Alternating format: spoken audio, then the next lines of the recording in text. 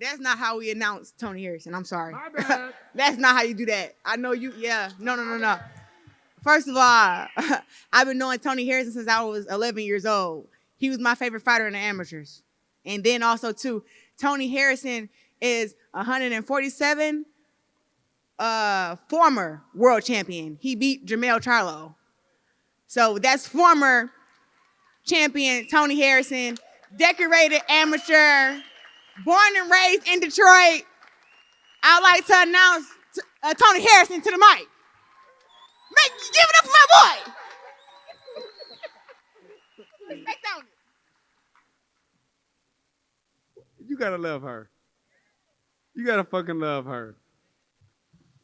I thank everybody for being here, man. It's been a long time coming since I've stood here on this podium talking some shit to somebody that I'm about to fight. So thank you to our opponents, me and Claressa opponents, because without our opponents, we can't make a show. It's time. It's time, man, and I'm talking about, man. I've been patiently waiting in the back of the wing, waiting my time. Not on Twitter talking my shit, but just patiently waiting for an opportunity to present itself. And the opportunity presented itself when Salita was able to give me the opportunity, and he said the golden words that I was always looking to hear, and that was consistency. He told me he would keep me busy. It wasn't about no money.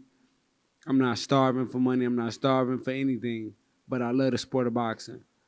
And I didn't want to become 48 years old before somebody gave me another opportunity to pick up those gloves again.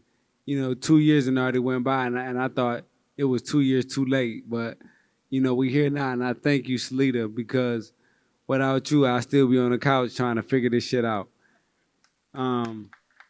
Thank you to everybody that's playing a big part of what we're doing. Howard, LCA, and with me, I just think this show is going to be one of the biggest shows, not only because Kobe and Shaq is on the card, but it's going to be one of the biggest shows because how I think is I'm actually competing to be better than the GWOAT.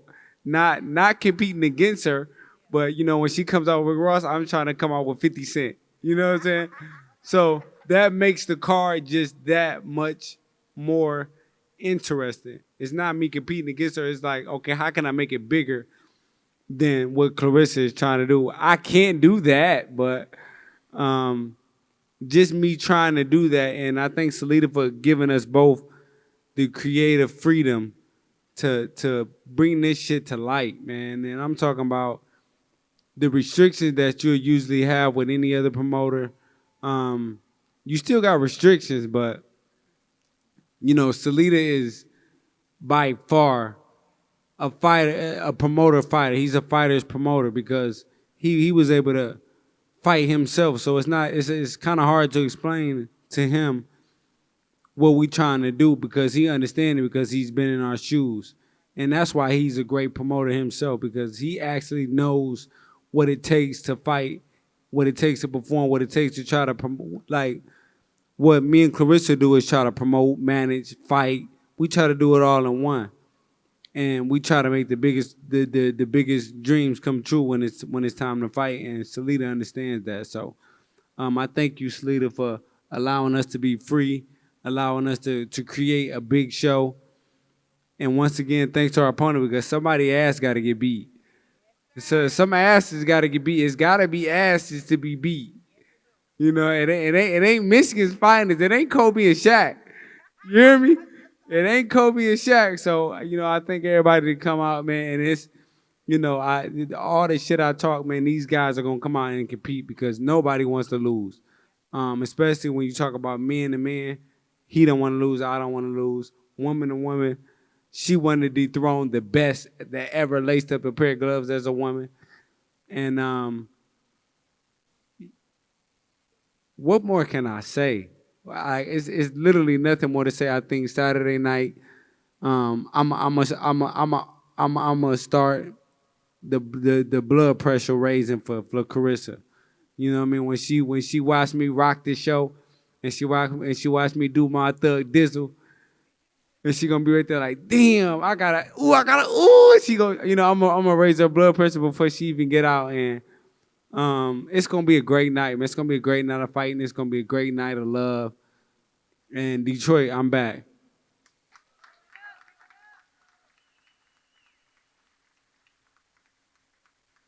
Thank you, Tony. We've been working for a long time to bring back big-time boxing to the city of Detroit, and this is our third event here at Little Caesars Arena, and it just wouldn't be right to have it without Tony Harrison showcased in this big building. Thank you, Tony. And I also want to thank the Harrison family, who's one of the bedrocks of the world of boxing, certainly of the city of Detroit. Tony's mother is here. I want to thank you. Tony's father passed away, who was a great guy and a great trainer at Superbad Boxing Gym, and LJ has taken over the reins and trained a lot of great fighters and great champions, including Tony Harrison, professionals and amateurs. So thank you so much to the Harrison family.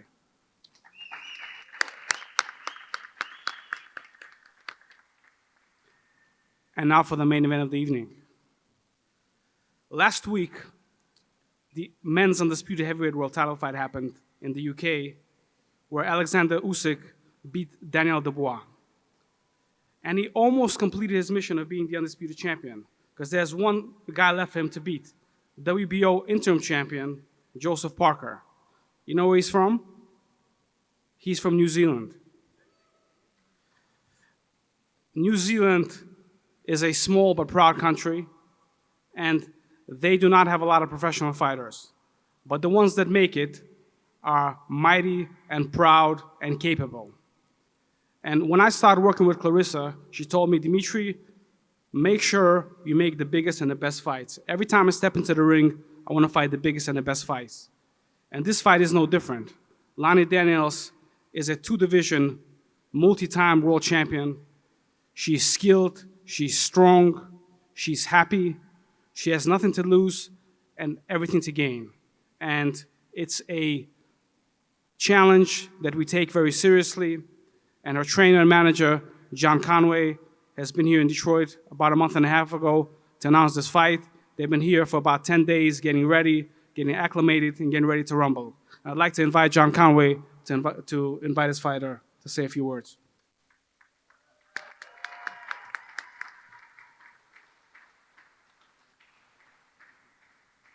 Thank you.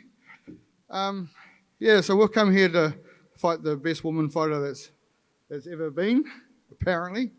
Last time we were here, we called this fight the American Dream, but we changed it to the Cinderella story. We're planning to win this fight, and when I said that last time, it seemed to upset you. We're definitely not coming down to lay down. We have been called once for warriors, but we are still warriors. We're a warrior nation. This fight has been on my mind for about 4 years. 3 years ago, I went to Rushcutter Bay. Anyone knows what Rushcutter Bay is? I talked to the spirit of Jack Johnson, and he told me it was time for Lani to take over the heavyweight division. I said last time we're coming with Muay Thai punches. Clock it, that's gone. We're coming with boxing punches, because we are boxers. This Muay Thai thing was rubbish. It was a little game I played that people fell for. So this is a true boxing fight. Lani is a pure boxer. I'm a pure boxer trainer. So now I want to introduce you to the next heavyweight champ of the world, Lani Daniels.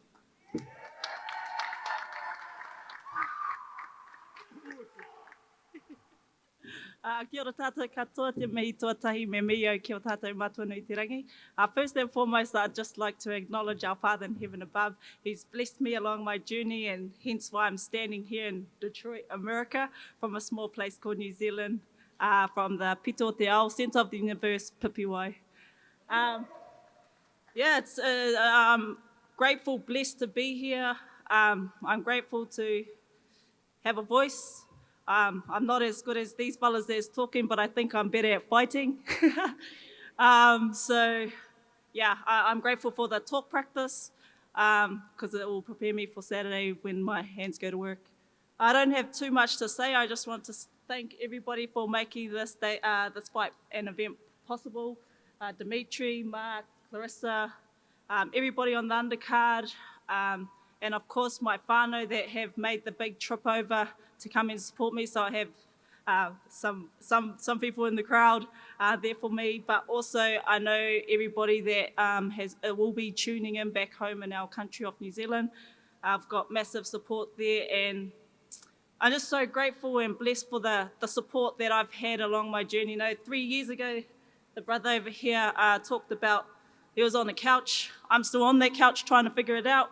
I've been on that couch for the past 3 years. The only reason I got back in here was to lose weight. And now I'm about to fight the baddest woman on the planet. And the only reason that's possible is because of the man upstairs. So, I'm here for a reason, I'm here for a purpose, and I know that's what's going to carry me through this fight. I don't have too much more to say, but I love my whānau, my family, my friends, everybody. You know how much you mean to me.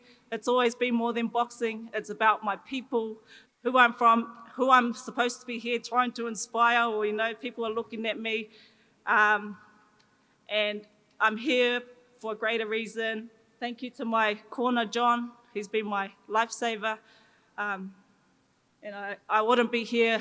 The Lord's put him in my path to get me all the way. So nothing but love to everybody. Thank you for coming out and supporting women's boxing. Thank you, Claressa, for making that platform for us and making it possible. I'm honoured to share the ring for you, and I respect her so much that I'm here to fight.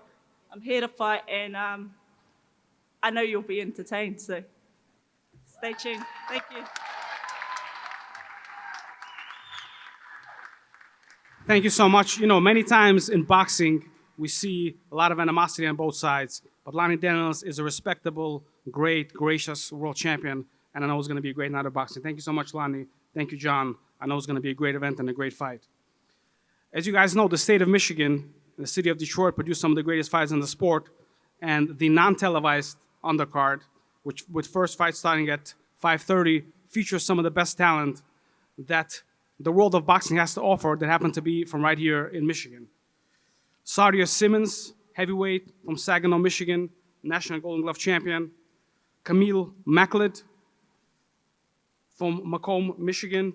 Jaquan McElroy, Claressa Shields promoted fighter from Flint, Michigan. Cameron Pankey from Pontiac, Michigan.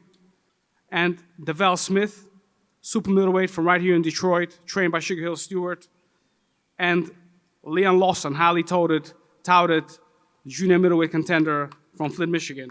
Great fight card of boxing. Teamwork makes the dream work. And Claressa Shields is smart and astute and has surrounded herself with some incredible people. I'd like to acknowledge some of them. Win records with Mr. Ruben Branson. Please stand up, Ruben.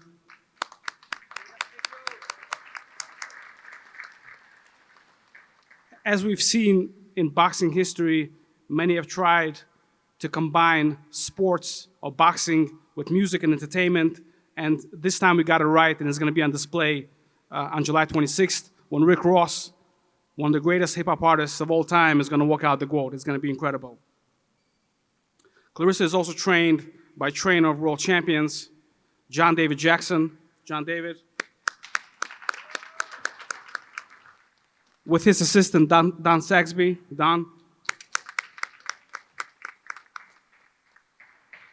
And Claressa is promoted by is managed by one of the greatest TV executives in the sport of boxing, former head of HBO, who promoted some of the greatest fighters in the sport of boxing, like Oscar De La Hoya, Floyd Mayweather, Lennox Lewis, Mike Tyson, and the list goes on. And Mark has done an incredible job, really from the beginning of Claressa's career, making sure that we get the most out of every event. And I would like to invite Mark to come up and introduce Claressa.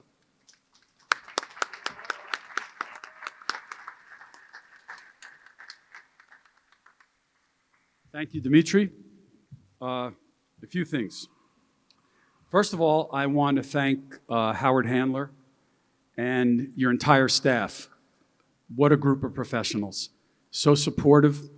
We don't always agree on everything, but we work through everything and we find the best solution and we make the event as big as it can be.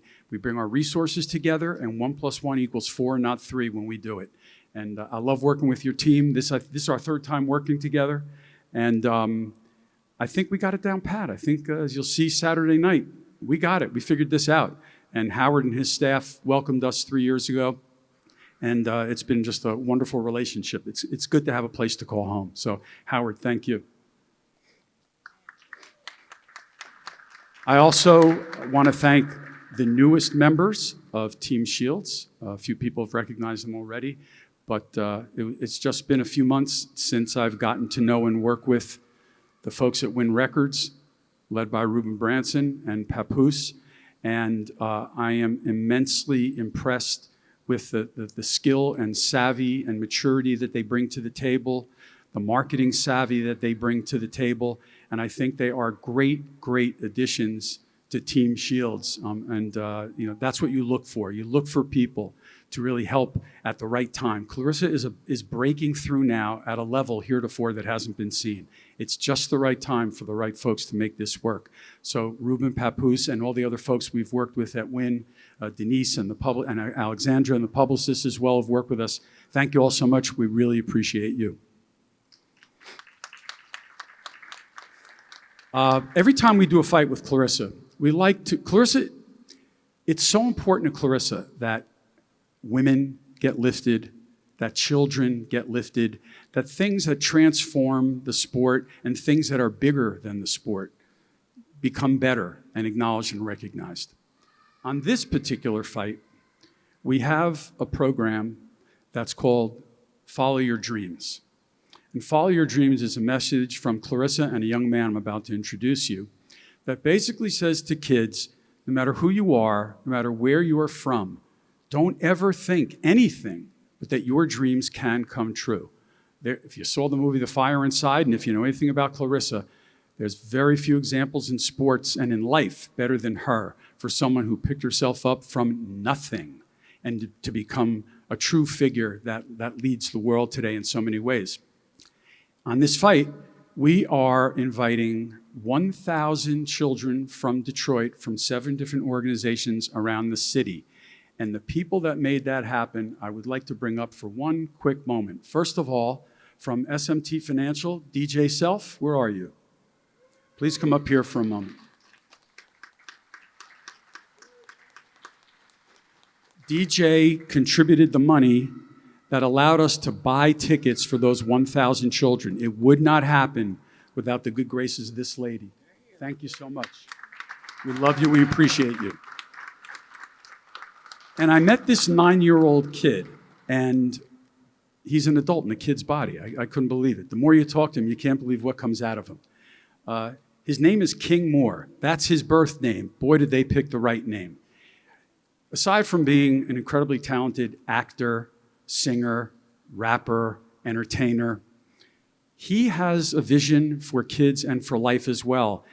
Everything he says, everything he does, all the lyrics to his music, if you listen to them, it's all about helping bigger and better. And all this comes from the heart of a 9-year-old child. So, King, come up here for a minute and let people see who you are.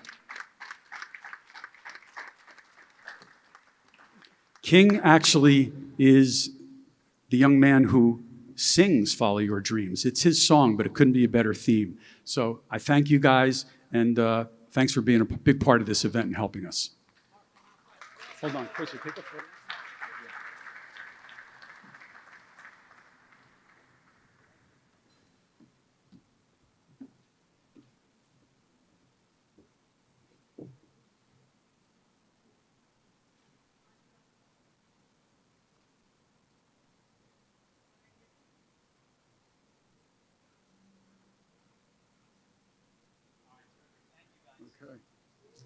And Saturday night, you're going to hear King sing the U.S. national anthem, which should be very special. Okay, thank you both. Every fighter, I've always said since 35 years ago when I first started working at HBO, every fighter needs a home. You have to have a home base. If you look around the sport, fighters who don't have a home base usually are not the stars.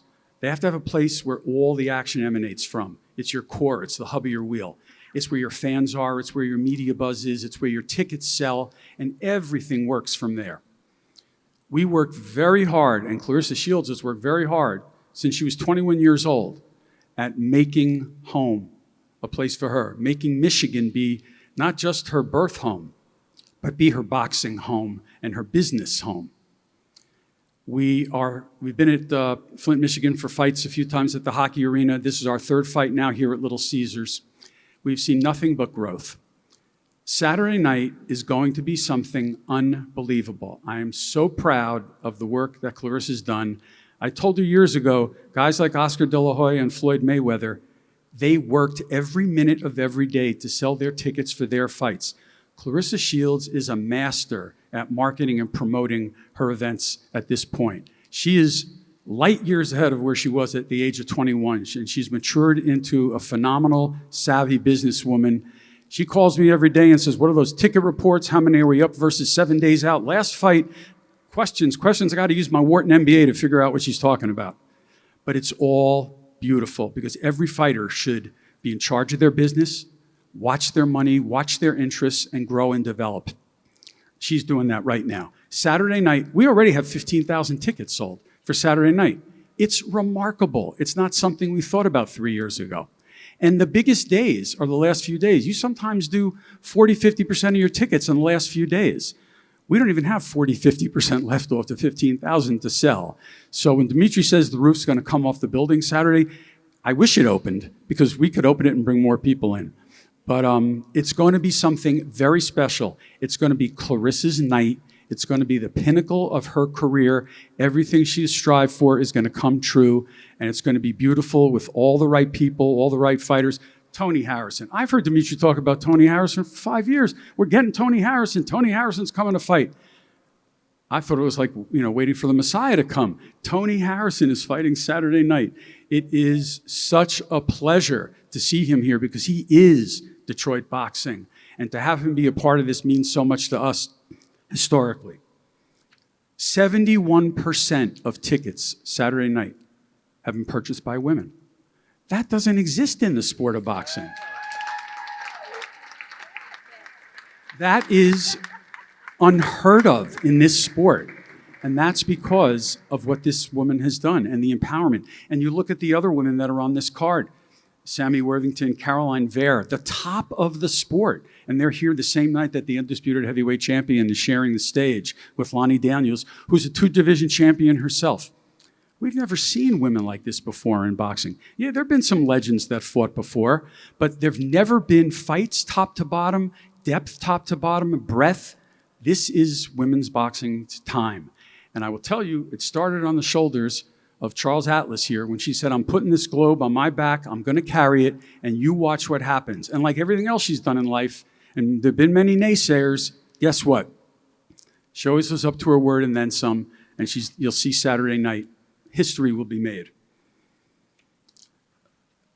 There's a math problem I have that I can't figure out when it comes to Claressa Shields.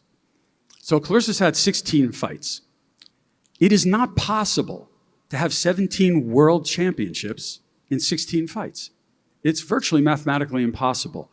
No one in the history of this sport, no woman, no man, nobody has ever been as prolific as to win 17 world titles in 16 fights. She's done a lot of things in this sport. She's won a lot of undisputed championships. She's set records. She's done things bigger, better, faster than any man. 17 world titles in 16 fights is impossible. But she's done it, and she's going to show off, as she says, every one of those belts on Saturday night. So it is my honor, my pleasure, my privilege to introduce the 21-year-old young lady who's become a magnificent, beautiful 30-year-old woman in charge of her life, in charge of her destiny, and in charge of this building Saturday night, Claressa Shields.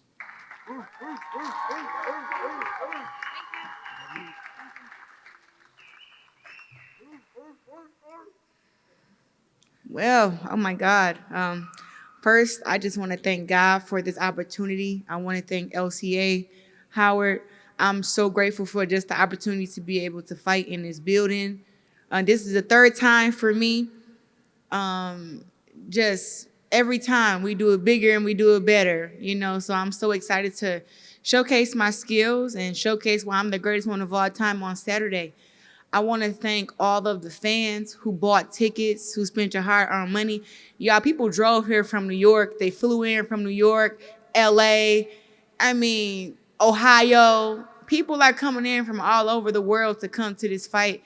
And Lani's family came from New Zealand. So thank you guys for being here to cheer for her. She will definitely need you guys up on Saturday because most of the house is going to be in the house for me. So I'm just happy that, that we got so much support and that I get to share the card with Sammy Worthington, Caroline. These girls are, I came up with Caroline the amateurs and Samantha. Samantha, I met Samantha at a very strange time in my life. I had been going through a lot, and I had lost my faith in God, and I stopped believing. And then I met Sammy, and she made sure I got my belief back in God. And this is back in 2015. It was right before my second Olympic run. I had been going through so much, and I just at this point, I don't know if God really, cared about me as much as I thought he did. And, she helped me get my faith back. She hosted the Bible studies every week at the Olympic Training Center when I was living there. And my belief came back. And I'll never forget the day because I had felt so numb for a long time, and I hadn't really felt anything emotionally. And one of her services that she did for Bible study, she was like, close your eyes and put your hands out. And, she was like, God, if you're real, come in here and, touch our hands. And I was sitting there like, girl, stop. And I just remember this is a hoax, because I had stopped believing. And when I tell you that God came in there and he touched my hands and he let me know, listen, I am here for you. I got you. That is how I got my belief back. I started believing. And that day, I cried tears of joy. We sang, we cried, and I've never forgotten that. So I thank Sammy for that. And I'm happy that she gets to have her moment here at LCA, and she'll be fighting for a world championship. And God gonna show it for you just like he did for me. So I'm just so happy about that. I'm getting chills. I don't tell people my business, but I'm just grateful for this. To be able to share the card with Tony Harrison. People don't know. I've been knowing him since I was 11 years old. I watched him fight the big leagues when I was an amateur, and I was able to watch him fight at the club shows here. And the same person he is today, same person he was back then. Just as outgoing, just as loud, just as himself. And, I think having a role model like him let me know, it's okay to be yourself. You don't got to be stuck up and put together how everybody thinks you're supposed to be put together all the time. I like that he walked in here himself. He went over to Australia to fight against Tim Tszyu, took his shirt off. It's too crazy.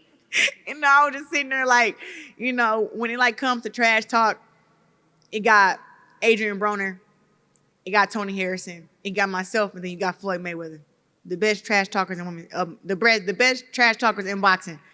So now that I go to that, I just want to talk about this fight here at LCA. I want to thank Salida Promotions, Win Records, the whole 313 Presents, the street team that also came with Win Records. We have done a lot of promoting for this fight. So for it to be sold out is really shows testament to the hard work that we all put in. And Papa's not here, but Papa's put in a whole bunch of hard work too. And we just been really pushing for this to be one of the biggest fights, ever. I know we saw some great women's fights in July at the Madison Square Garden. And as great as those fights were, it was not a GWOAT show. Nobody put on a GWOAT performance. Everybody looked good. I'm not gonna lie. I love how they came out dancing and punching the air and, with different rappers and stuff. But this fight here is levels above that. And my skill set and my power is levels above all those girls put together. And that's the truth. So now as we go to this fight, I have a very sturdy opponent in front of me, and Lani Daniels. I want to tell you something. I have not taken you lightly. People keep saying that they don't know who Lani is. And, you know, sad to say, you guys don't know who half of the girls, who any of the girls fight is, because nobody works on building a brand like I do. So you can't try to shoot me in the foot over that. You know, my last opponent, Danielle Perkins, was 6'2". When we started the promotion, she had 9,000 followers. We ended after the fight, she had 36,000 followers. So started with 9, ended up with 36,000, and I told Danielle Perkins she needs to get back in the ring ASAP. You know, so I've been building my brand to where I have 1.4 million followers, and I think it's over 2 million worldwide. So to share that platform with Lani is very, very special. It's gonna be more eyes that's ever been on you on Saturday, you know, in the building, online, on DAZN. It's gonna be huge. And I want her to know that my mom will be there, my niece will be there, Win Records will be there, my man will be there, girl. I cannot let you beat me up. You know, I can't do it. You know, it's a lot on the line here. But I have put in so much time and work, and I told you last time you saw me, I was a little chubby. About a month and a half ago, I was a little chubby. I had some fat on the arms, you know, and I'm here to tell you today, I told you I was gonna come back and I was gonna look like this.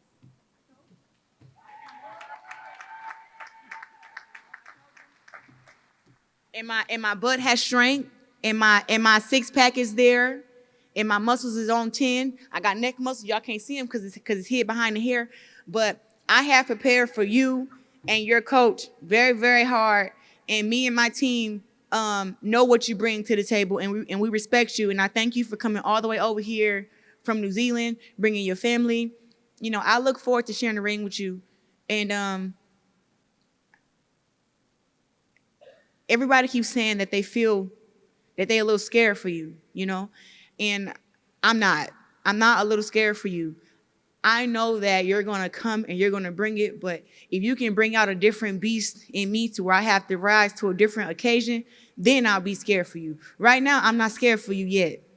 I am ready to see how hard you're gonna come out there and fight on Saturday, and if you really wanna keep your 2 belts, and if you really wanna be champion, because if you do that, then that's when you're gonna see a great, great fight, a great, great show.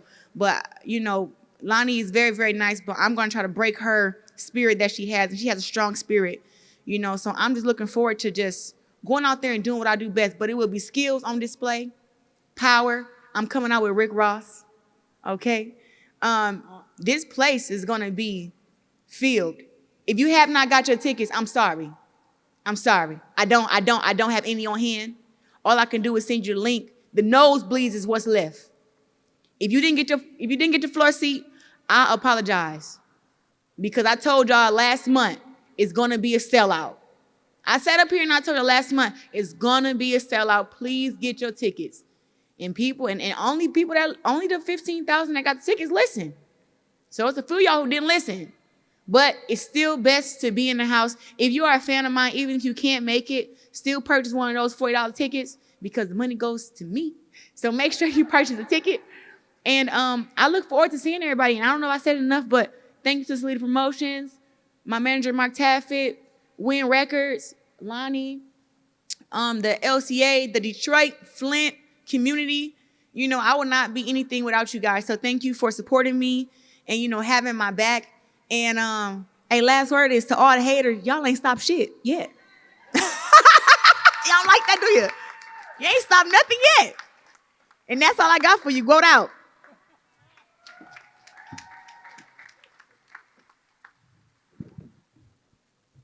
So basically what she says, get your damn tickets. The rest of them before you ain't got none. I told you, I've seen it happen many times. People stuck outside on Woodward looking like they doing something else when they just can't get in. I'm just saying. All right, we're going to open the floor for questions from the press. If you got a question, raise your hand. All right, Kyle Collison from Knockouts and Three Counts and Bodyslam.net. First question is for the GWOAT. I got to speak a little bit with Demetri at Tony's open workout. how does it feel for you to be able to get back in the ring after, you know, all the controversy that came out with the last fight? Now you get to get back to business as usual. And I feel like from what we've seen open up since all the stuff with the drug test, now you've opened up more eyes to maybe help other fighters here in Michigan too. Yeah, you know, I'm glad that you brought that up.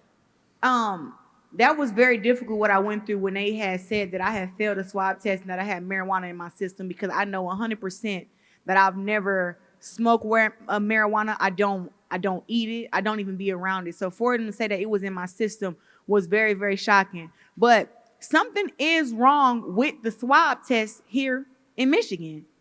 It has been plenty of fighters who have taken that swab test over the past 2 or 3 months, and they have come back positive for marijuana, and these fighters do not smoke. It happened to Joe Hicks. I believe Jasmine Hampton is going through the same thing right now. She just turned pro. It's a few fighters who have went through this, so I think that there needs to be better testing. And I also learned that for the Olympics and for WADA, you have to have 150, is it nanograms in your system for it to be a positive test. They flagged me for having 0.3 in my system. I said 150 nanograms versus 0.3. So what did I mean, that doesn't even make sense. So it does need to be better testing. But to go through that and come out the way that I did, I knew that I would come out on top, because my faith in God is real, and you cannot stop what God has for me. But I think it was really to bring awareness, because these other fighters who don't have lawyers, who don't have money, who don't have someone to do the research for them, they don't know these things. They just see a positive marijuana test and they get suspended for 6 months or 9 months.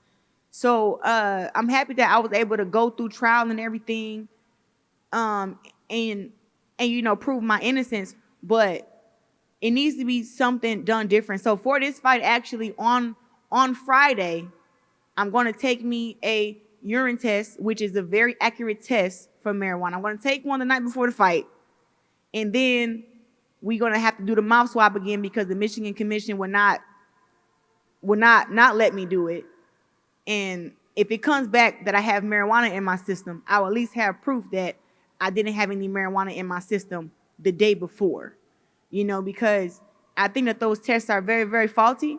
And I mean, it needs to just be urine. I don't understand why it's not. But for all the fighters who have went through that, all I can say is just right after you find out and you get your results, go and take you a urine test. Go and get your hair pulled, because that is a more accurate than the swab tests are for marijuana.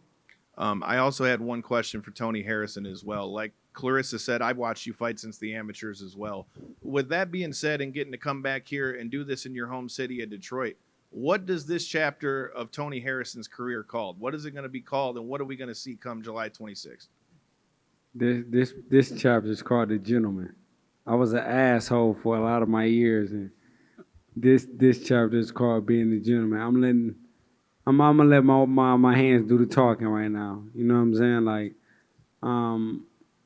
Like for me to be as loud as I was, with the amount of skill that I had, it just kind of didn't add up to me sometimes. You know what I'm saying? But just like Claressa saying, and anybody else that want to prove a point, we always got something to prove to somebody else. You know what I'm saying? So at this moment, I became world champ. My goal when I started out boxing was to become world champion.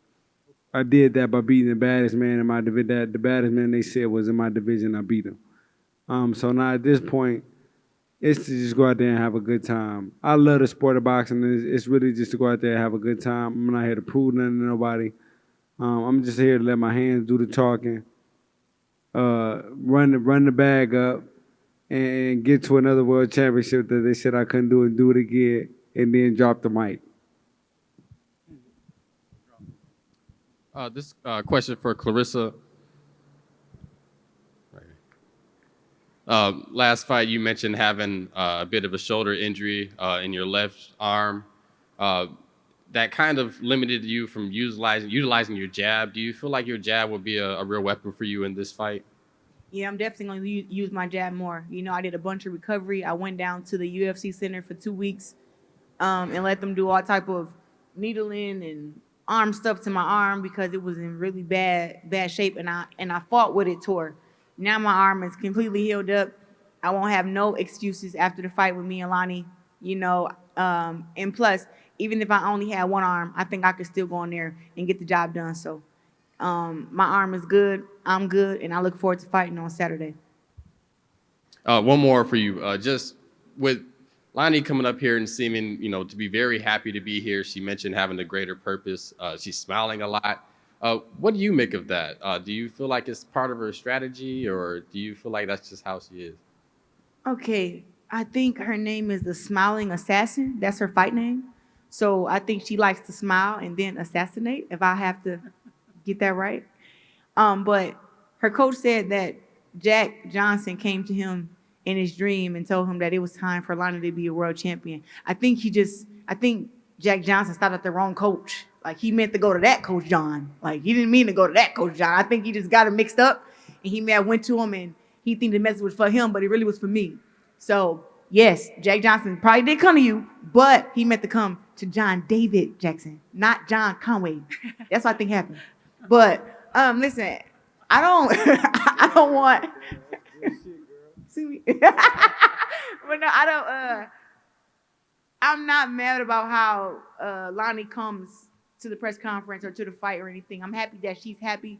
It is a great time to be a woman fighter. She's probably getting paid her highest purse. I'm getting paid a lot of money. We're going to have a sold-out event. Her family is here. I think she called me out last year when I fought against Joe Nace, but she said I was supposed to be fighting against her, which I don't do the negotiation. I just show up and fight. They call me and say, hey, you fighting this person. And I say, okay, what's the date? And they give it to me, and I show up. That's how I am.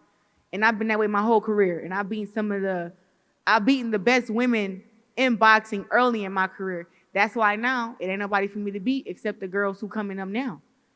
So I'm happy that she's here, that she's happy.